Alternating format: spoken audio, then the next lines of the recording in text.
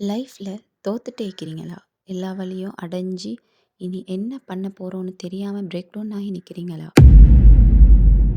உங்களுக்கான மருந்து இதோ. அப்படியே இந்த வீடியோ ஸ்டாப் பண்ணுங்கள்.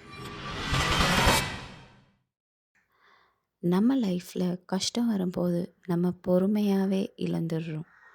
ஆனால் நமக்கு வர்ற பிரச்சனைகள் நமக்கு அழிக்க வரலை, நம்ம இன்னும் ஸ்ட்ராங்காக மாற்ற வருது.